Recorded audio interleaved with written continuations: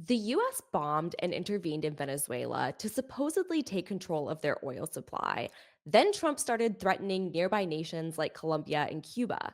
But those countries haven't wavered, and even US oil companies are skeptical of Venezuela's potential. So, is there even a point to this violence and these flagrant legal violations?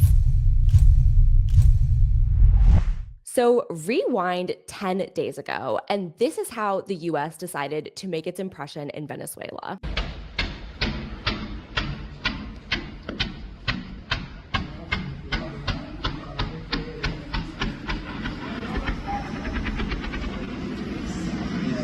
We now know that these strikes killed more than 100 people, including civilians. The US State Department tweeted this image of Trump that says, "This is our hemisphere." Now, needless to say, this is not our hemisphere. The US has no right to invade countries at random without even consulting Congress in advance. This also violated UN policies around sovereignty, and it didn't stop there. And in addition to these strikes, the US also took Venezuela's leader, Nicolas Maduro, into custody. He and his wife are both awaiting trial on charges of drug trafficking that they both pled not guilty to. This interventionist policy has been broadly unpopular, not to mention extrajudicial. Trump flouted all of his responsibilities to Congress and the American people in taking these steps. Now he's trying to use them to intimidate other nations. We've seen this exact type of attitude from Trump and his administration before with other disastrous foreign policy, most notably tariffs. Trump has tried to threaten and intimidate other countries in acting his way, even at times when it really makes no sense. And this is one of those times. So on Instagram, reporter Javier Diaz posted that US Navy aircraft are reportedly conducting operations near Cuba, and at least two have entered Cuban airspace without being detected by regime radars. So this is happening right now. He continued on to say these planes did the same thing in Venezuela weeks before the capture of Maduro. They would be looking for information on strategic areas of Cuba and evaluating the technology the regime relies on. So far, neither Cuba nor the United States have spoken on these operations. The same journalist posted again just a few minutes ago. Attention, another F 5 has taken off from a military base in Key West. It means nothing but yesterday at 1:02 p.m., another US military aircraft was captured very close to Cuban airspace. Download the app and see for yourself. So, as he pointed out, this is a sign that US military intervention in the region and in Cuba specifically may continue to escalate in the coming weeks, sort of in line with this racist, sort of authoritarian rhetoric that we've seen emerging from this State Department. And in addition to what the heads of state are saying, I wanted to focus in a little bit on what people in Cuba are actually saying. We have this report from Reuters titled Cubans React to Trump's Pledge to Cut Venezuelan Oil Supplies.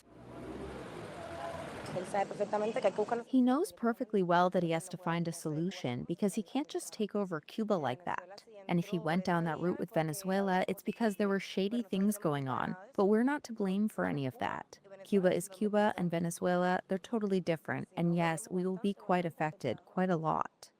A mí eso no me asusta, para nada. That doesn't scare me. Not at all.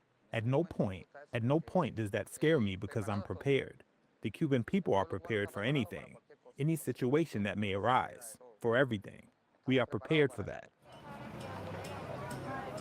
I think it's always important to hear from people on the ground who will actually be most affected by these types of military interventions. And that last line in particular was really interesting to me because, as that man alluded to, Cubans have had to be incredibly resilient and self relying to get through the dire economic situation that the US has put their people in for decades now. Namely, sanctions and embargoes the US has placed on Cuba that have strangled its local economy and impeded its growth. What Trump is doing now is just another escalation of that. The last thing that I wanted to touch on is sort of the absurdity in these military operations supposedly being strategic for Venezuela's oil reserves, when the reality is that people in the oil business know that the value being proposed here is not reflected in reality. And we have this report from CNBC, Trump threatening to sideline Exxon from Venezuela's oil. Quote, they're playing too cute. But again, the reality here is that Trump is no expert on oil. He's not bringing any kind of expertise expertise or insight from people who understand this field to any of his decision making.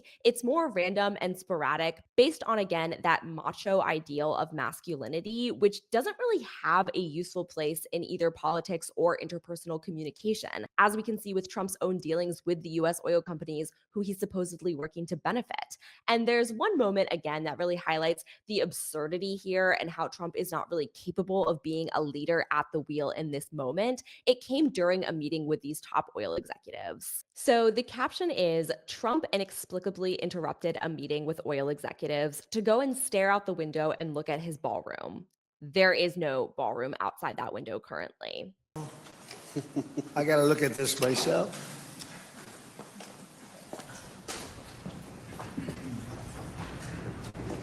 Wow.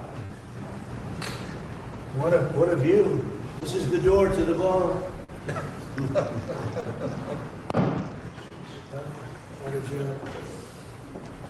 Unusual time to look, but I figure we might as well do it. If the fake news would like to go back and take a look, you can, but you see a very big foundation that's moving. We're ahead of schedule in the ballroom and under budget.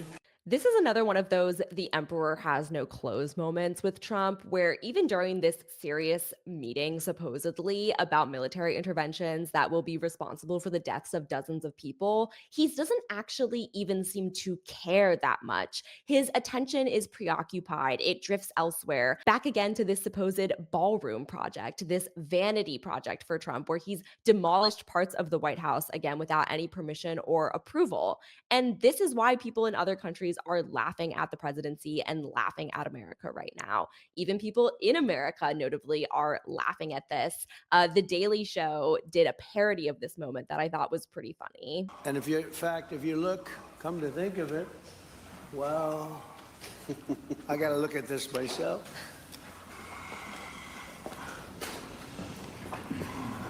So they put scenes from Heated Rivalry where the ballroom was supposed to be. But I mean, all of this just points to, again, the absurdity here. What's not a laughing matter is that many people's lives are at stake here. And it seems like there's going to be zero winners in this escalation of military intervention in Central and South America. ExxonMobil, which does not have a reputation as being one of the most moral or ethical companies in the world, nonetheless released this statement and also sort of pushed away the idea that this would be a good investment for the company.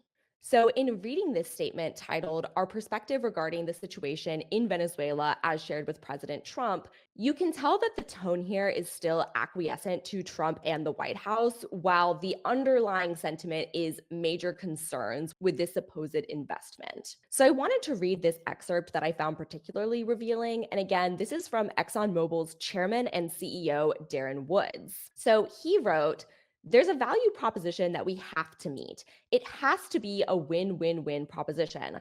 Obviously, it has to be a win for the company and our shareholders, generating a return for the investments that we make. It has to be a win for the government. The resources are an important source of revenue that helps support the people of the places that we do business. And it has to be a win for the people. We have to be wanted there and to be a good neighbor. And those three things ensure a stable, long-term platform for the large investments that we make for the long term. It's pretty unprecedented that someone in this position at a private company has to sort of make these underhanded appeals to the US government, citing things that an actual expert making informed foreign policy decisions would already know, namely the fact that ExxonMobil has already tried to enter the market in Venezuela multiple times since the 1940s and has been unsuccessful each time. There's no reason to think that it would be more successful just because Trump wants it to be. And also the conduct that Trump has displayed so far in this region is obviously not going to make for a good, stable, equal partnership.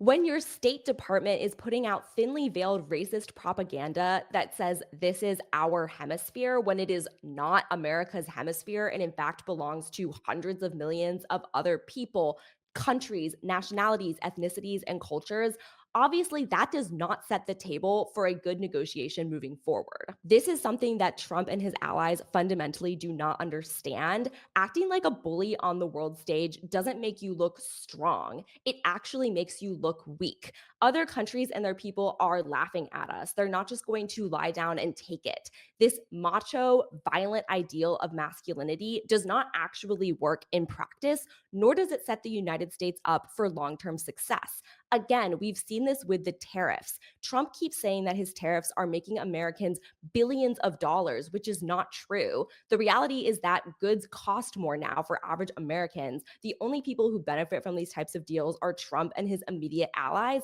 But even then, there's no long term strategy or pathway here. It defies logic, it makes no sense, and ultimately, this is a bad deal for everyone, which is why these other nations like Cuba and Colombia are not just going to lie down and roll over for Trump in his reign of destruction.